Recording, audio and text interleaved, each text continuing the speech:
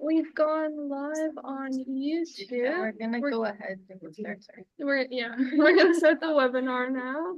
Start letting people in. We're going live. Come on. Okay, welcome everybody to this year's National Biodiversity Teach-In.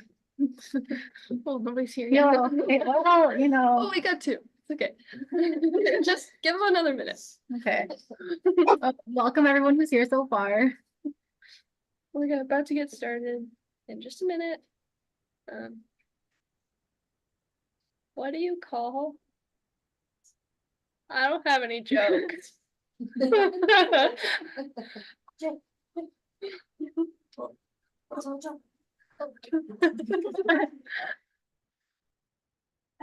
What's red, white? You can tell them to follow her on TikTok. That's true. Our socials are right behind us. If you've been here today and you've liked the presentations, you should totally follow the socials and also join again next week because there's gonna be even more awesome presenters. Yeah. Okay. What's her TikTok? She's probably Tara, right? Yeah. Well, we're gonna introduce her too. Oh, okay. So. Okay, why don't we just... All right, let's get started. So, welcome everybody to this year's National Biodiversity Teach-In. And thank you for joining us while we're observing the International Day of Women and Girls in Science. We're your hosts, Lorelai and Caitlin.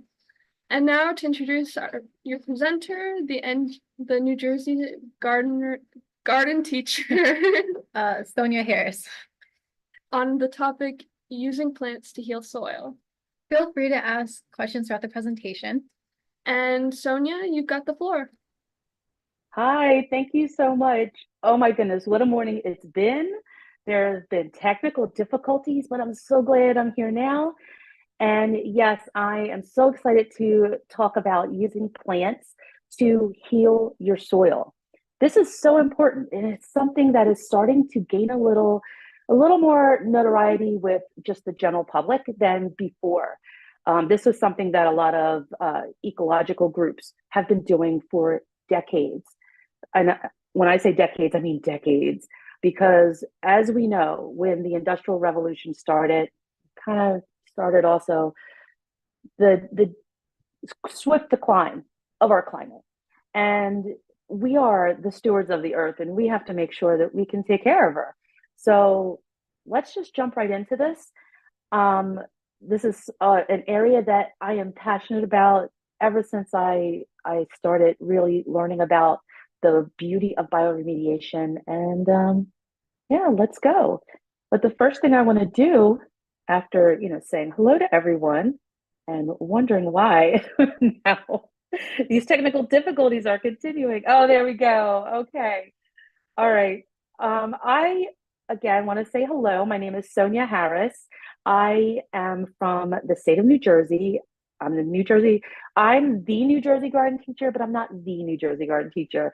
It was just a name that was given to me by my students. I taught 25 years in special education in the public school system, and I got to teach everything from reading, writing, science, social studies, and ended up teaching gardening because I just fell in love with it. I felt it was something that we could use to reach all students.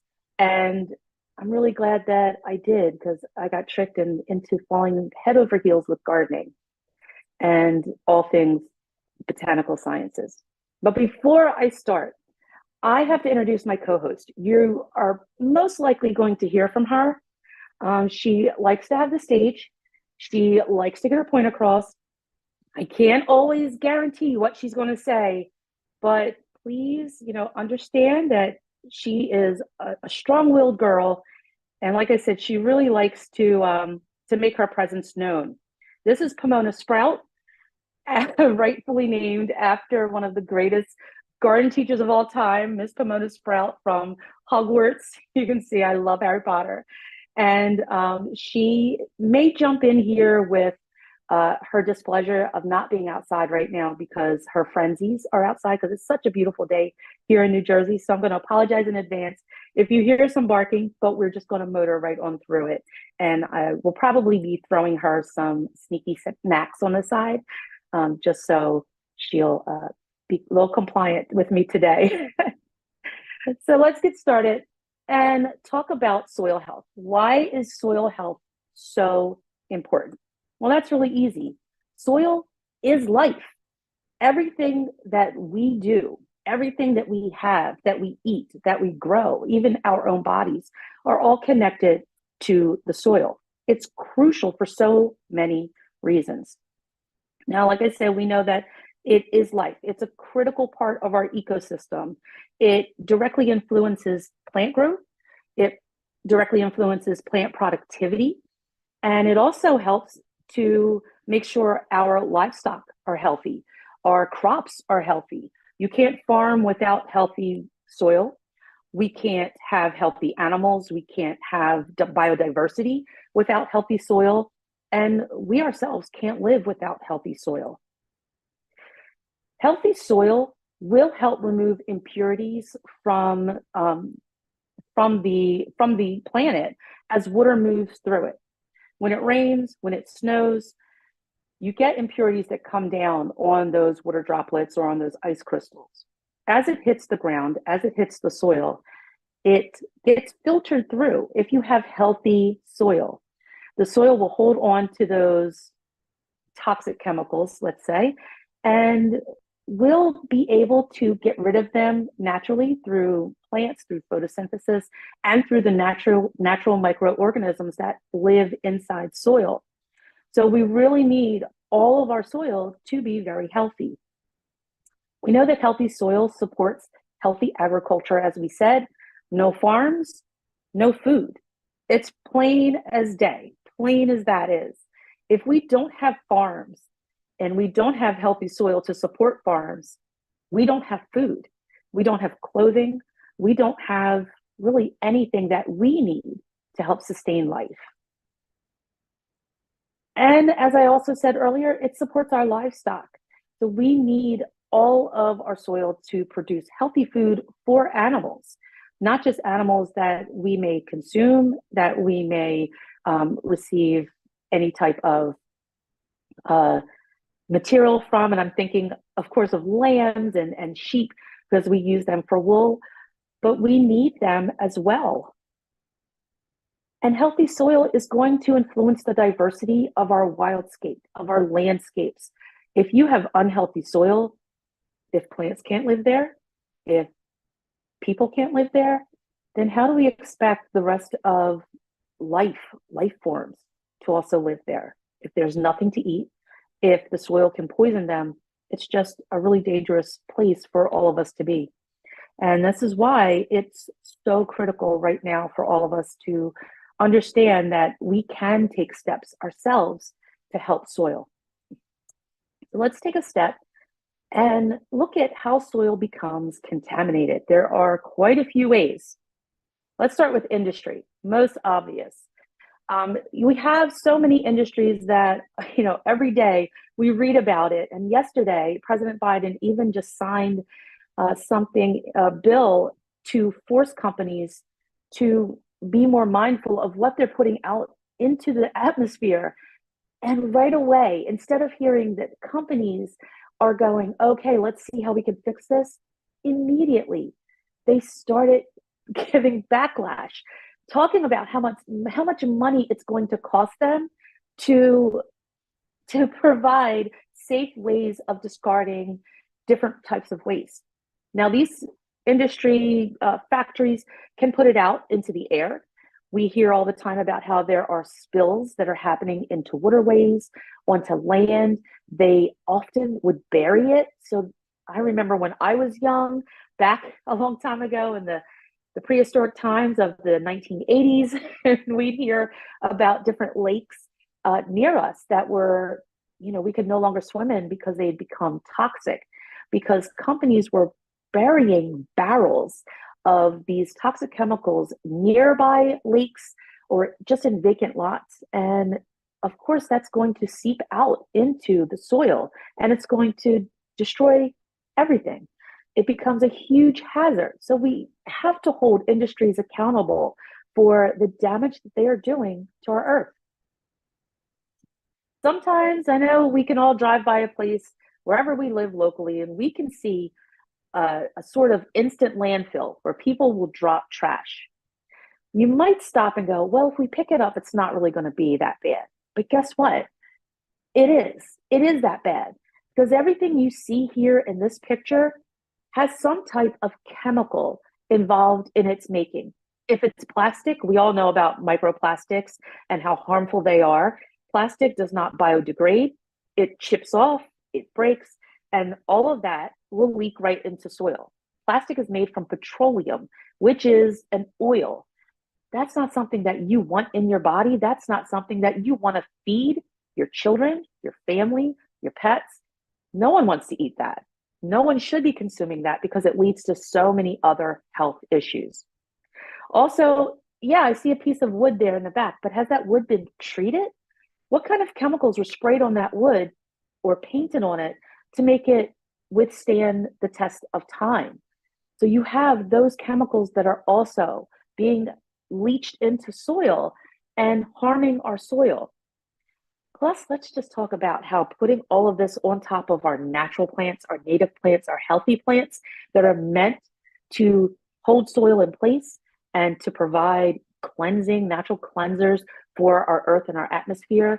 If we put trash on top of them, it's going to kill them. They're no longer going to be there. Those roots are no longer going to hold the soil, no longer going to pull toxins out of soil, and no longer going to give us any type of clean earth.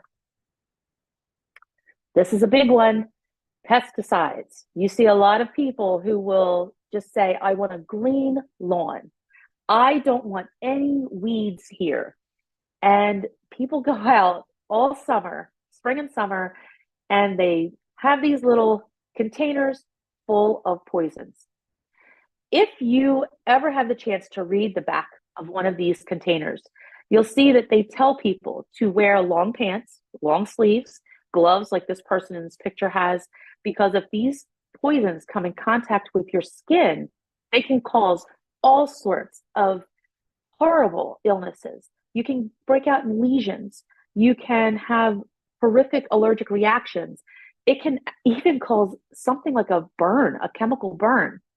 But we don't think twice about spraying our lawn with this, without spraying plants, without spraying it and then letting our children run on the lawn or our animals run on the lawn and then walk through it and track those chemicals right back into your home. But when we're also, people are spraying this on their lawn or, wherever they may be, they don't think that it has to go somewhere. It's going to sit on a plant, it's going to seep down into the ground, and it's going to contaminate your soil, your water. Oh, it's just horrific. It's one of the worst things that has ever happened. And then again, we have farmers who, yes, make money off of agriculture. They have to feed us. But it's so sad that we know that so many farmers have to use different types of pesticides just when they're spraying their farm to deter pests, to increase plant yields. And where does that go? It goes right down into the soil. That's one reason why farms will burn out so quick. That soil that they'll use over and over and over again, so many times that soil ends up just brown and dry when they're finished with it because they kill all of the life in that soil. And I know it sounds really bleak, but it is. I hate to say that, yes, this is a bleak picture, but it really is the truth about what happens with our soil. Now, who's the... Oh, yeah. We have a question, if you wouldn't mind. Yes. So in. how do you feel about the use of fertilizers and chemicals used in farming? I know you talked about pesticides, but what about fertilizers? Yes.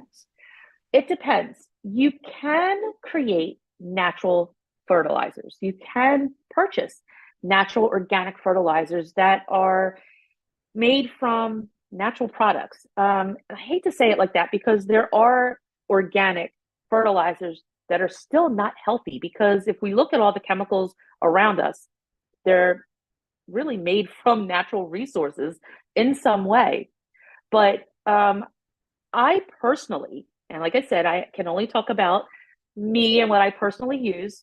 I do not use any type of toxic chemical. That's anything that has the type of organic compound where it is going to leave residual damage to my plants, to my soil. Everything that I use is plant based. And I mean very naturally plant based. I'm very happy to see so many farmers use regenerative farming, and that's going back to the indigenous practices of stewarding the soil, stewarding the earth. You can have a successful farm without using all of the spray chemicals.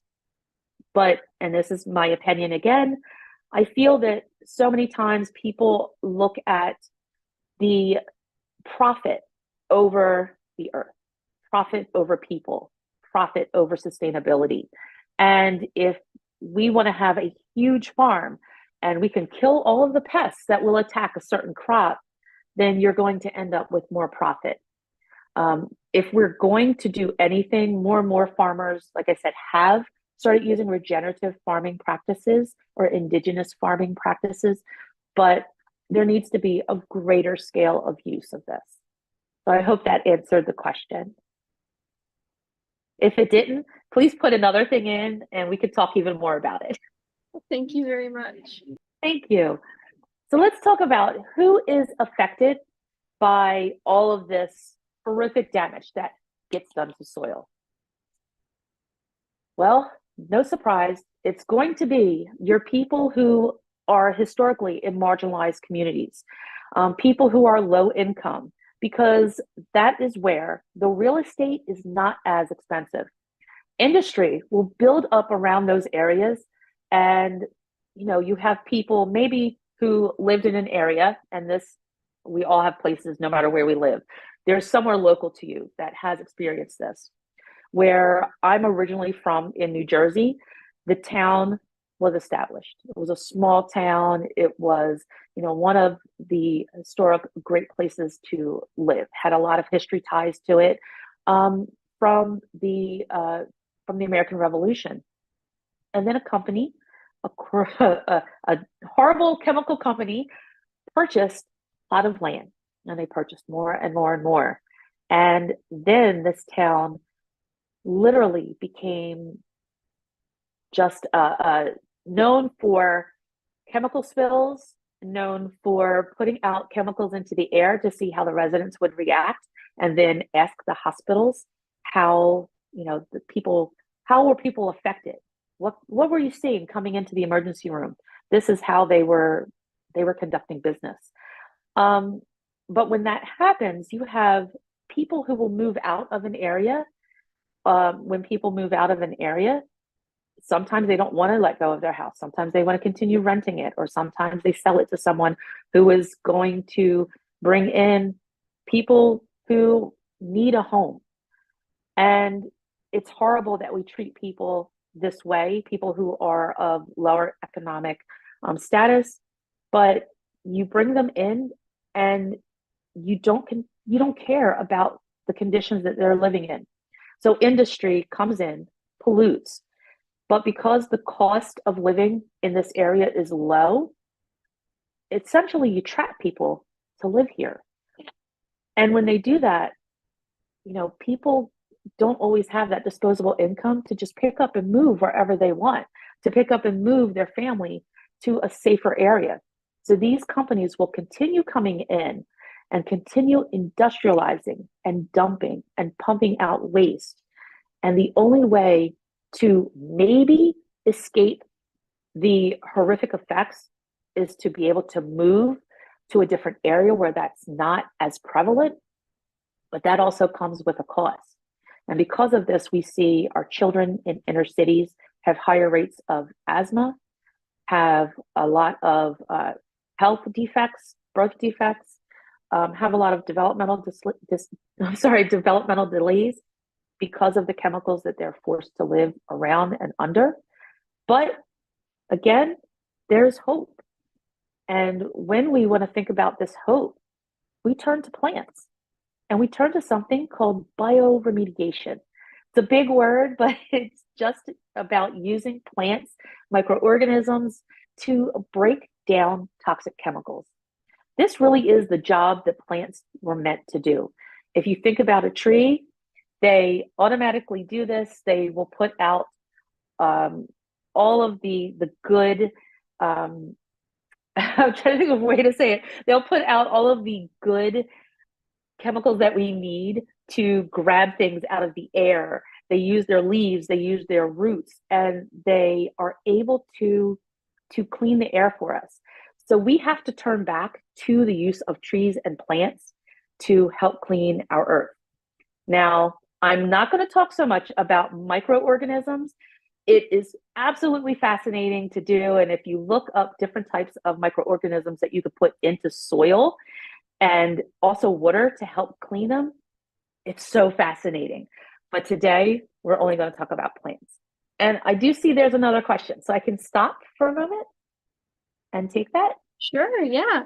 So the question is, what is your opinion on the practice of tilling in agriculture? I'm a no-till girl. I believe in letting the soil be. If we allow the soil to stay as it is, we can use bioremediation to help repair it.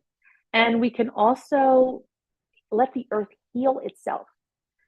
Tilling is very much like if you have a cut on your arm, and instead of letting that cut heal, if you keep gouging it, what's going to happen? It's never going to heal. It's going to get infected. You're going to have a much worse problem than you originally had. But if you let that cut just sit and heal, let your body do its natural thing, it's going to get better. That's what is happening with the earth. Every time that we till, every time that we slice up Mother Earth, we're not giving her a chance to heal. So the best thing to do is just to use these natural practices and let her heal, let her get better, because we can do it. And this is one of the ways that we can absolutely do that. Like I said, microbial remediation, I'm not going to get into, but there is this great little microbe called I'm tongue-tied today. Pseudomonas fetida. And this is a wonder microorganism.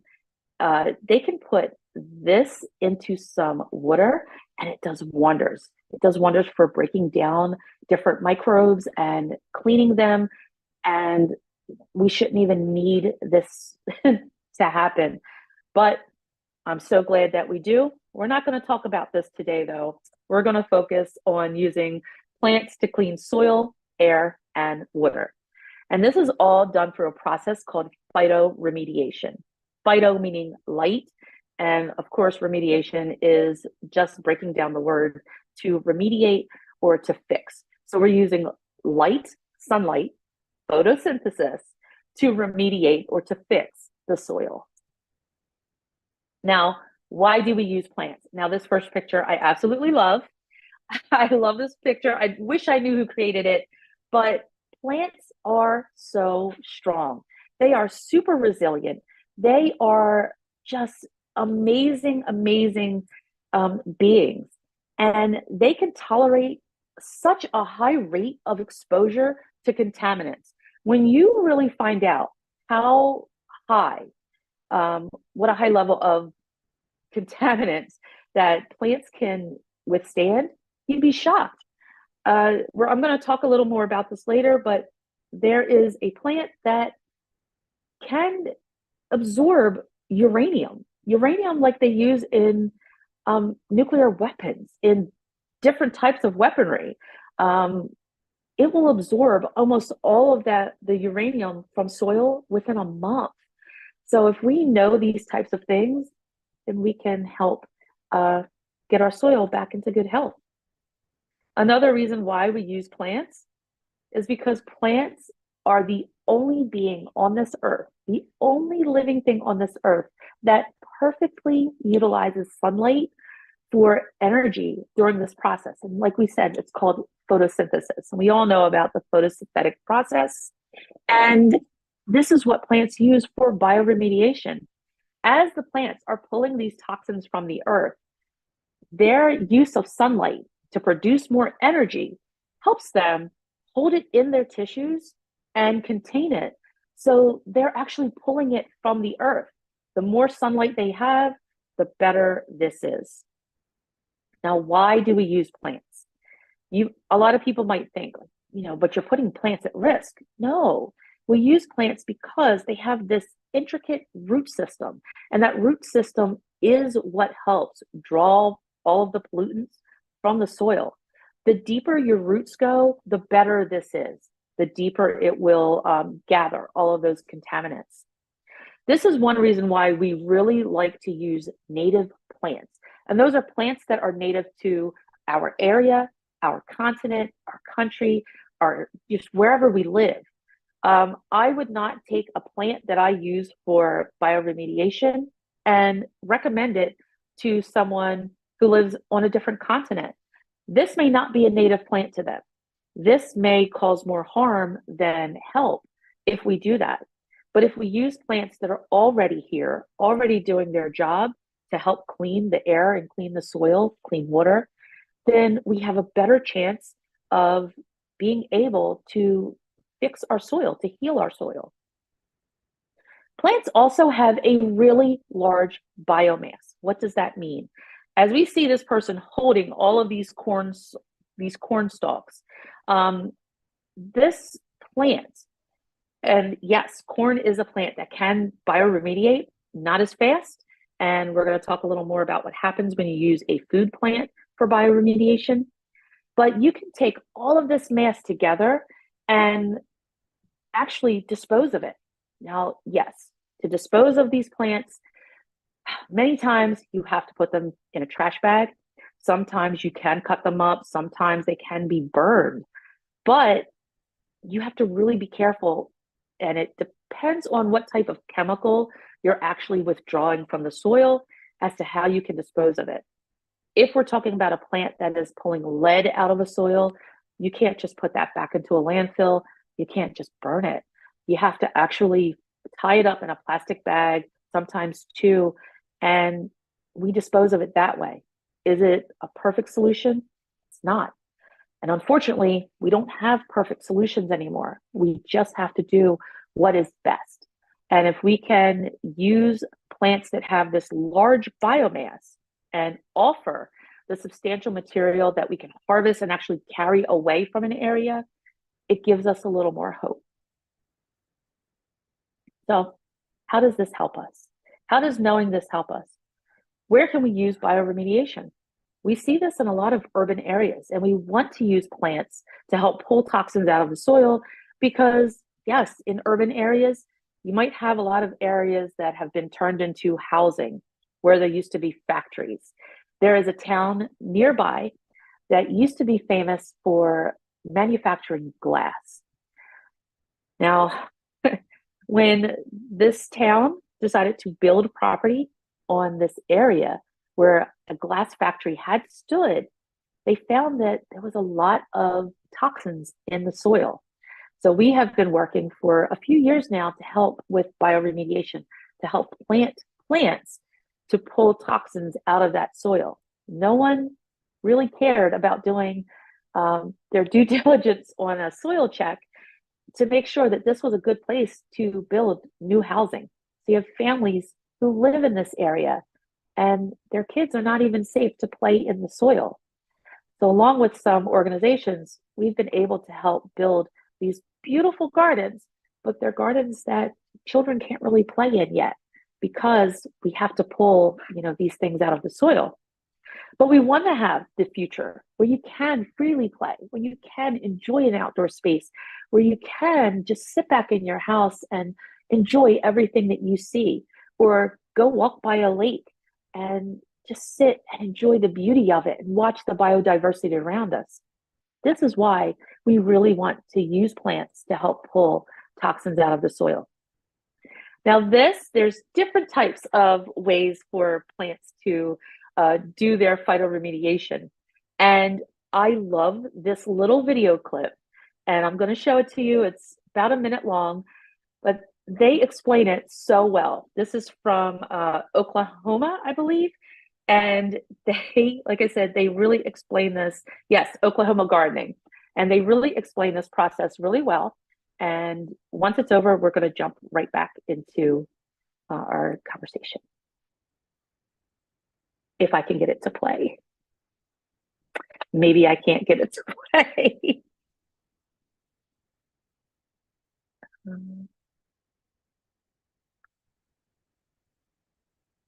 Oh, here we go.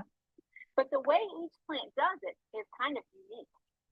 Phytoextraction or phytoaccumulation is when heavy metals are absorbed by the roots of the plant and then moved into other inactive metabolic parts of the plant, like the plant cell wall or membrane.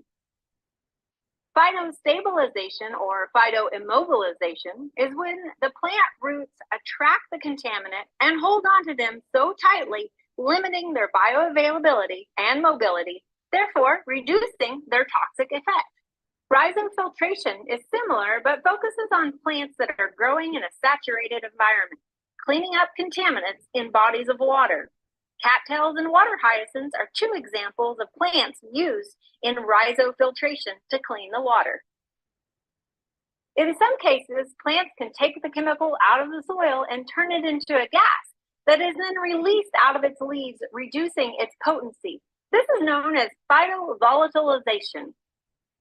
Phytodegradation, as you can probably guess, is when the plant takes the toxic compounds out of the soil and then degrades their toxic potential.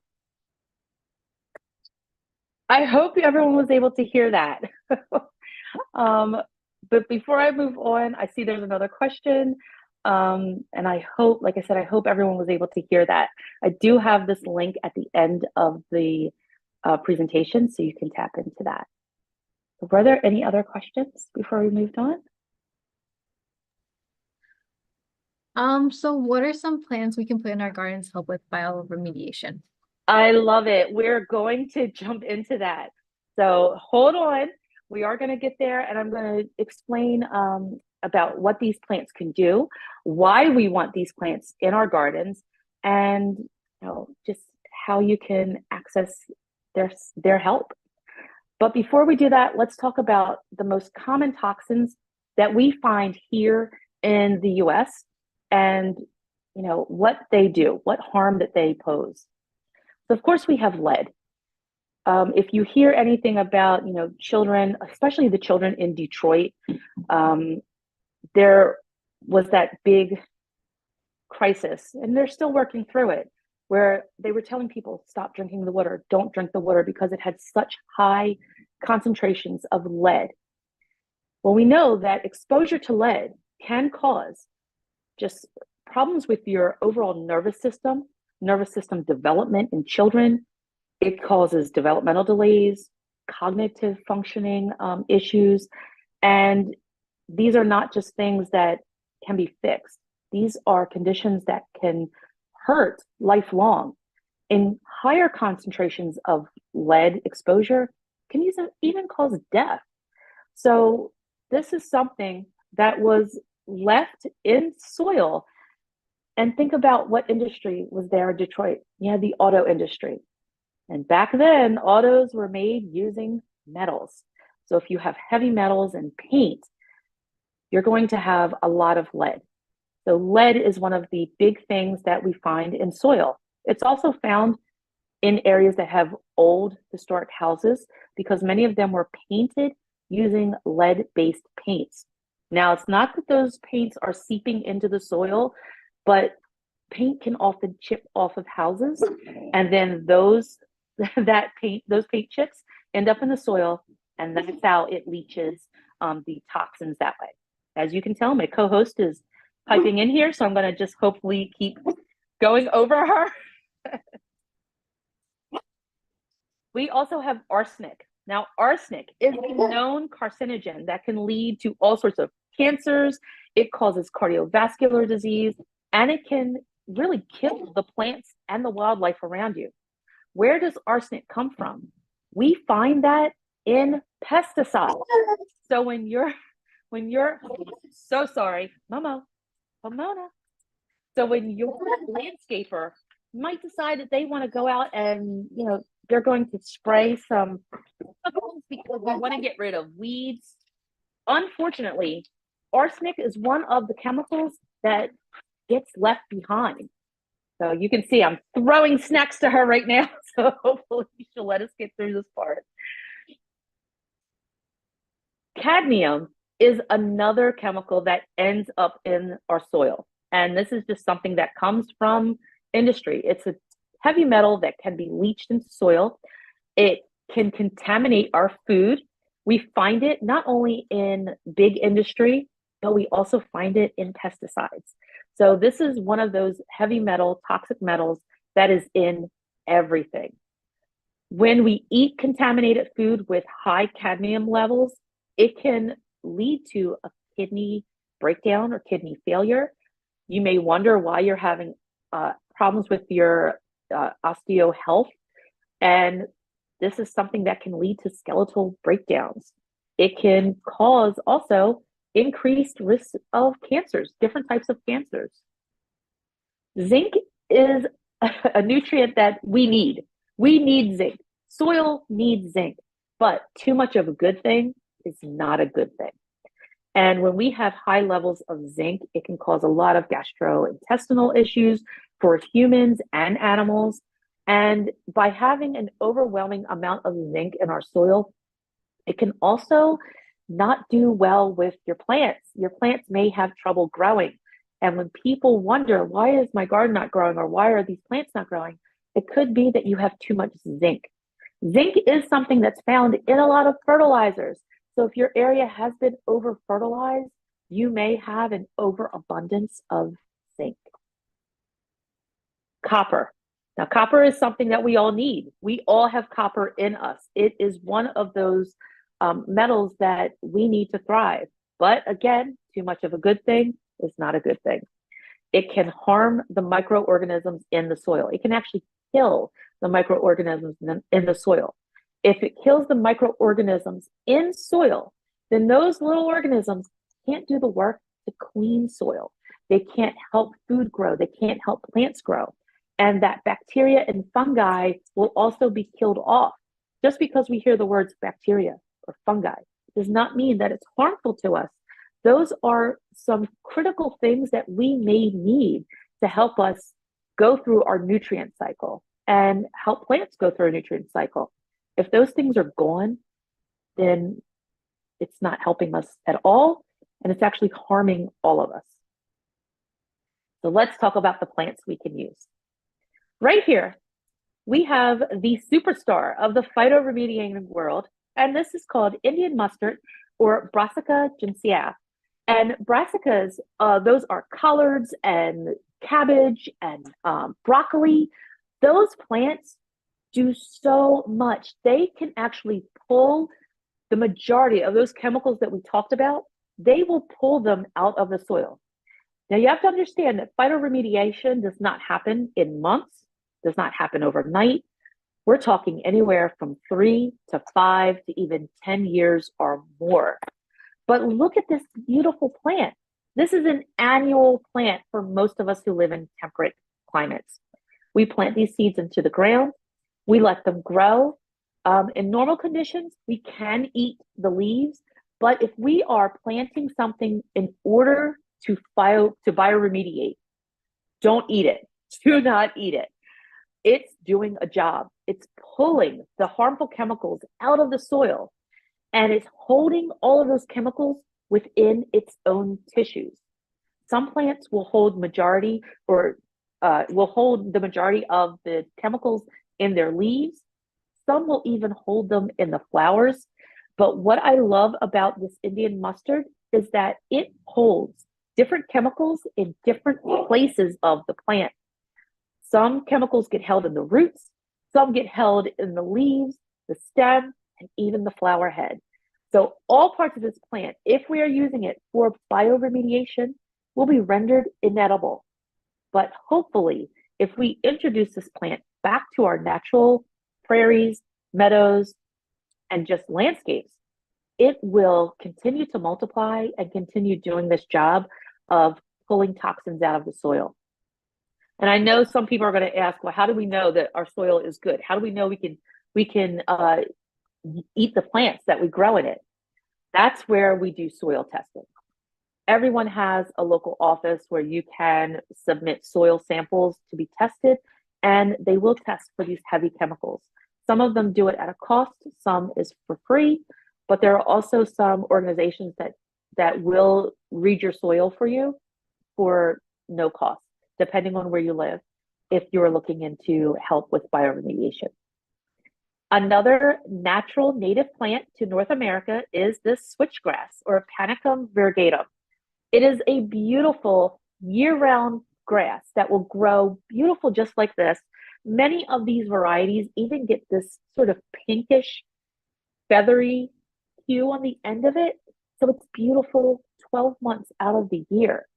Now, this is something we don't eat, but this is another powerhouse, especially for pulling something like zinc, copper, and lead out of your soil. These are called hyper accumulators. That means that they work really quickly, really well to pull metals out of the soil. But a flower or a plant like the sunflower has been known to just be a regular accumulator. However, earlier I talked about that plant that can pull uranium very quickly out of the soil and do it really well.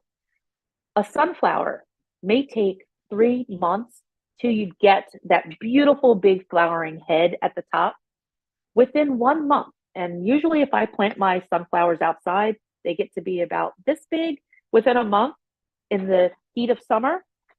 Well, the sunflower has been known to pull 95% of uranium out of soil with 1 month's growth. That's just with a seedling, with a tiny plant. And this is before it ever gets to its mature state. Sunflowers are one of the plants that all of us can grow. You can buy those seeds very, very inexpensively. You can buy different types of the sunflower varieties from the Helianthus family, and it's going to do that work for you. So that is one of those plants that we love, and we want to make sure that we're always planting wherever we are. In the town where I said I grew up, where I was raised, that had a lot of chemical spills and things that happened, this is one of the plants that we are giving free seeds to the people for, so they can plant this in their yard while they're waiting for soil testing. So we're really, really looking forward to the beautiful things that Helianthus can do. Now let's talk about some other plants. Trees. Can trees help bioremediate soil? Absolutely. Now the powerhouse tree that everyone loves using is a poplar tree. Now, if we think about trees, remember that's something else that is not going to reach full maturity overnight. A tree is not going to reach its full maturity for maybe 10, 15 years. And a poplar tree is one of the faster growing trees, but because its roots grow so deep and spread so far, it's going to make a huge difference when it comes to bioremediation. It's going to pull all of those chemicals that we talked about, the top 5, it's going to pull all of them out of the soil. And while it is holding on to all of those toxins in its trunk, it's still going to clean the air for us. So it's still pulling toxins out of the air through its leaves. The same goes for willow trees. Willow trees love to be by water. Matter of fact, for them to grow really well, they have to have some sort of underground water source. So we're talking about heavy toxins getting into your soil. How many of us have water wells at our homes? And if you have toxic soil and you have a well, guess what's going to leach into your well, into your water? Those toxins. But if you can grow willow trees nearby, if you have underground water sources, then that willow tree, same with its roots, it's going to spread out. It's going to reach down into the soil, and it's going to help pull all of those toxic metals out. And it's going to provide beauty while it does it and clean the air. And then our last plant that I'm going to talk about right here is wild bergamot, or something that is known as bee balm. In many places, people talk about bee balm and they say, oh, it's an invasive species. I have grown it for years. And I grow it not only because it helps attract pollinators, but it's something that will help remediate some of your soil. The land that I get to be on, I'm grateful that it's Lenape Nanticoke land, but it's also land that used to be a farm. And I want to make sure that I have all of the toxic chemicals out of my land. In this one area that was soil tested, I had some chemicals there. I had some traces of arsenic. I had some traces of zinc. I had some traces of copper, selenium, some other chemicals that are heavy metals that are not so healthy. And it was close to my house. So wild bergamot was one of those super plants that I could use that would grow. I'm not looking to harvest this for myself. Some people grow it and they could make tea out of it. I just wanted it to be there. But while this plant is there, the Monarda fistulosa, while it's growing, it's providing beautiful habitat for butterflies, for bees, and it's also giving back to the earth. In order to make sure it does not outcompete any of your native plants, you just keep it to an area, you harvest the seeds really early before they get a chance to just blow everywhere. And you can make it work, but we have to do whatever we can to have success when it comes to remediating our soil. Now, before we end, I want to talk about this project that a good friend of mine is actually working on. She is with the Northeast Organic Farmers Association in Massachusetts, and part of her work is this bioremediation of soil in Massachusetts. There is a town called Springfield, and of course, this area was mostly inhabited by people of color, people who are of Black, Brown, Hispanic descent, and who were living in conditions where the soil was not healthy. So they started these organizations and called the Gardening the Community, and that's their sign there, and also the Walnut Street Farm Store, which is part of the Home City Housing Project. In 3 years, they have been able, just by using plants, to clean this soil enough that they can garden and grow food here. And what they did, they used the plants that we saw. They used other plants like echinacea or brown-eyed Susans, lots of sunflowers, lots of leafy greens, collards, and kale. And for years, they were unable to eat that food. But what they did, they had that soil tested before they started. The first year, the second year, and now that they're going into the third year, they're actually able in some areas to plant food that can be used for the community members. So now in this area that people kind of write off and have said, oh, nothing good's going to come from there, they've been able to use plants to restore the health of their soil. It does work. Does it work overnight? No. Is it easy to do? Yes, it really is. All you have to do is get some seeds, plant them in your ground. If you know chemicals are there, you just do a little Google and you can plant the right things for your area. If you're not sure what chemicals you're facing, just ask your local extension office. Every state has one. Most counties in every state has one. Just ask them for some help and they will test your soil for you. So before I go, and I know we still have some questions, please reach out. These are my organizations that I founded. The Bullock Garden Project, I founded as a teacher in order to help schools grow gardens. But with the 2020 pandemic, we really realized how important it was for people to grow food. So we started teaching people how to grow food no matter where you live. And we like to really teach people, I'm saying when I say we, I'm saying I love showing people how to grow food in a small space like an apartment where you may not have a lot of room, but I think it's really important work so every person can have healthy access to food. And then we have me, I am known as NJ Garden Teacher, and you can find me across social media as NJ Garden Teacher. Our website are constantly right now, both websites are being worked on and the team is working on them today. So I didn't put them up there, but if you really want access to the websites once they're back online, I can email them to you if you just send me an email, or if you find me on social media, you'll see those links and you'll get to know firsthand when both websites are back up.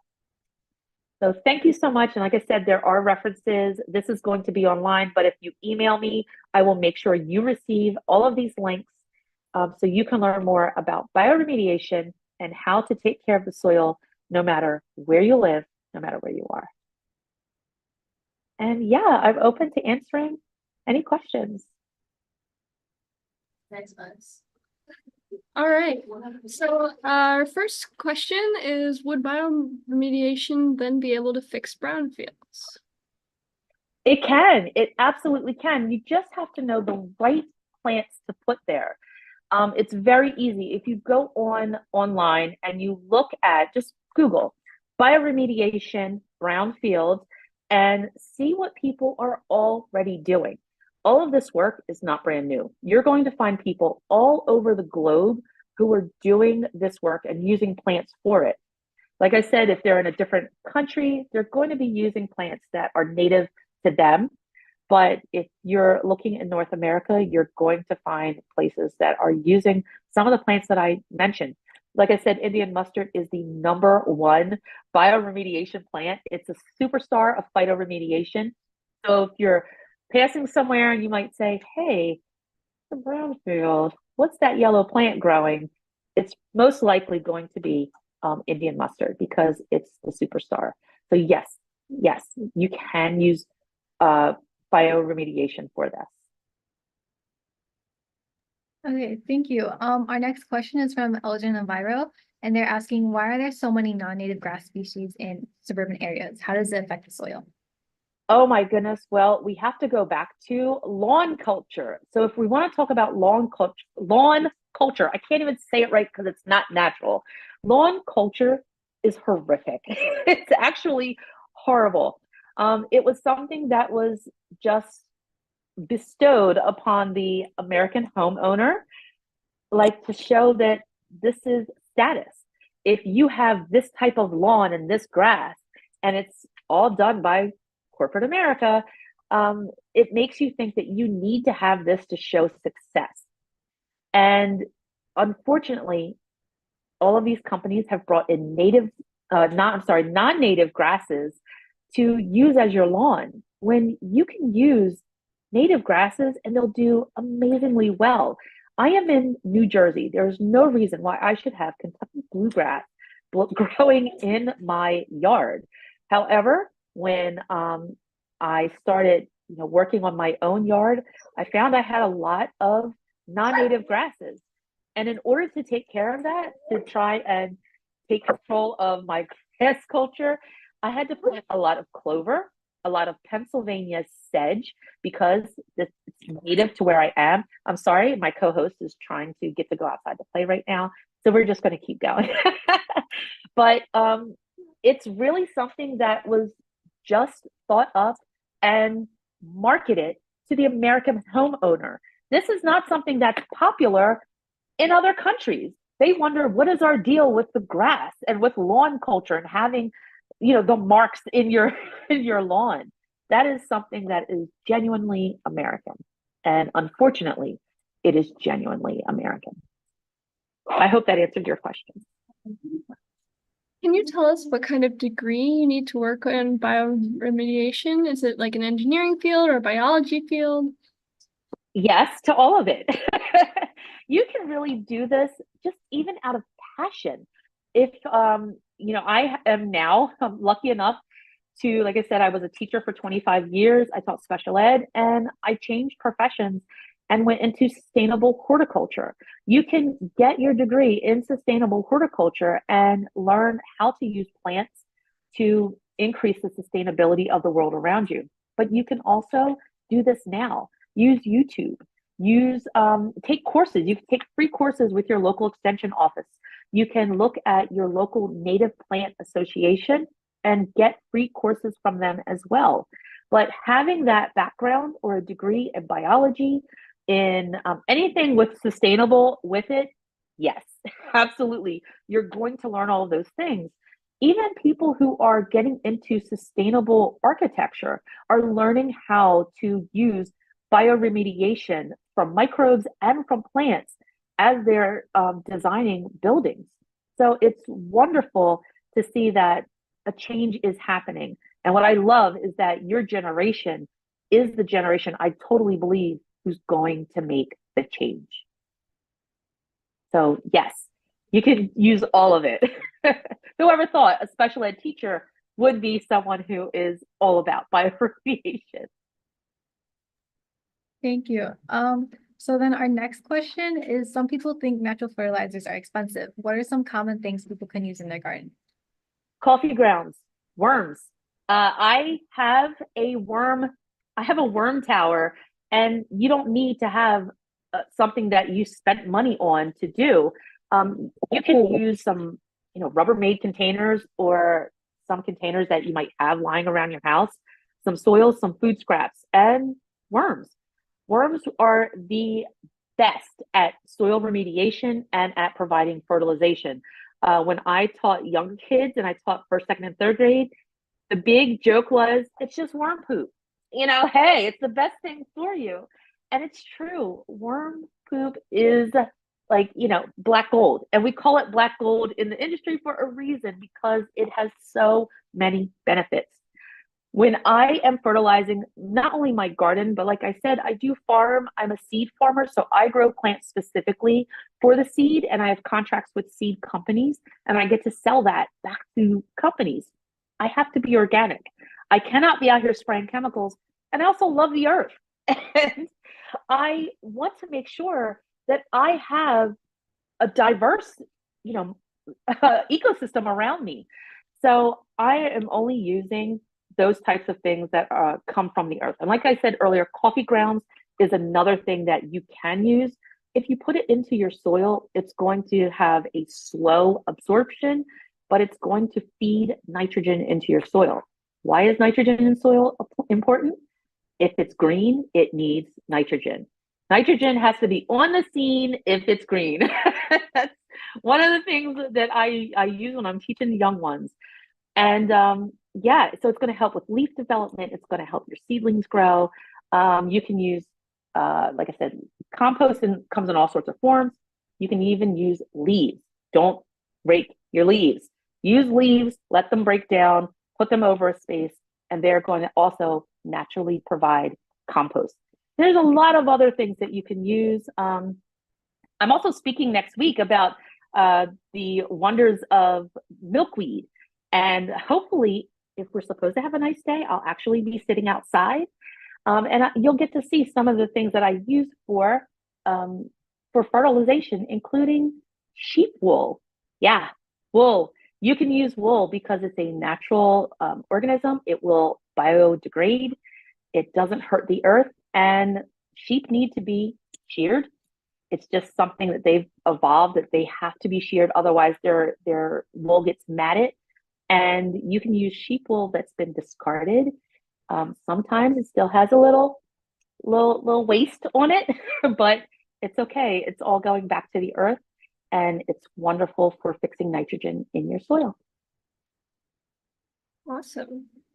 From Rihanna, what happens to the toxins in phytoremediating plants? Would they need to be discarded after a while due to bioaccumulation? Yeah, absolutely. And that's where I was saying earlier, it's sort of the part that makes me really sad is because, what everyone says, the big thing to do with these plants, when you need to dispose of this biomass, they bring out the giant industrial black trash bags. And, when that happens, it breaks your heart because you're like, I'm trying to help the earth, but we have to take our wins where we get them. Yes. Is it terrible that we're using plastic to store this? Yes, but we have to make sure those chemicals don't get back into the ground. So that's why, when we're doing this work, there are some bags. It's not just your normal hefty bag that you can grab from the grocery store. You have to get an industrial black bag. sun can't get into it. It's not going to break down the plastic. We chop up those plants as finely as we can. And I mean, I've been part of this where I'm out there with my shears chopping up plants, like loads and loads, pounds and pounds of sunflowers and of collards that I look at that and go, oh my God, these would be delicious. But I have to chop them and they have to go into these bags, and we put as much as we can into the bags, and then they go to specialized landfills. Again, sad, not the best option, but we have to do something. We have to do something. My only hope is that in your generation, someone's going to come up with, because I'm done with this generation. I'm hoping that someone comes up with something, some kind of invention, some kind of revolution where now we can take these things and discard of them properly. We don't want them to end back in water. We don't want them near anyone's, where they live. So going to these specialized plants really has been our only option so far. So not great, but it's our only option at the moment. Thank you so much. That's all we have time for today. But if you want to our participants, if you want to check out NJ Garden Teacher, please do. Thank you so much, Sonia. This was a captivating presentation. Thank you so much. I really appreciate it. Thank you for having me back. Thank you. Thank you. Have a good day, everyone.